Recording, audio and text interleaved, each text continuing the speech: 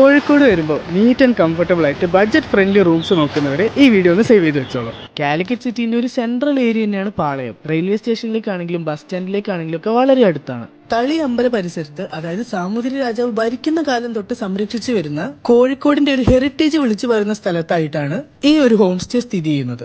അവിടെ നല്ല peaceful and comfortable ആയിട്ട് സ്റ്റേ ചെയ്യാൻ, അതിപ്പോൾ ക്ഷേത്ര ദർശനം നടത്താനാണെങ്കിലും ബിസിനസ് ആവശ്യങ്ങൾക്ക് വന്നവരാണെങ്കിലും ഹോസ്പിറ്റൽ ആവശ്യങ്ങൾക്ക് വേണ്ടി വന്നവർക്കൊക്കെ ചൂസ് ചെയ്യാവുന്ന പാളയം മാരിയമ്മൻ കോവിലിന്റെ അടുത്ത് തന്നെയുള്ള Omkar tourist home. Neat and well maintained അറ്റ്മോസ്ഫിയറിൽ 2 പേർക്ക് ജസ്റ്റ് 1000 റുപ്പീസിൽ സ്റ്റാർട്ട് ചെയ്യുന്നു. പിന്നെ ആളുകളുടെ എണ്ണം കൂടുതലുണ്ടെങ്കിൽ 4 പേർക്കുള്ളത്, 6 പേർക്കുള്ളതായിട്ട് ഡിഫറെന്റ് കപ്പാസിറ്റിയിൽ റൂംസ് അവൈലബിൾ ആണ്. 6 പേർക്കുള്ള നല്ല സ്പേഷ്യസ് റൂമിന് ടോട്ടൽ 3000 ഒക്കെ വരുന്നുള്ളൂ, ഇൻക്ലൂഡിങ് AC.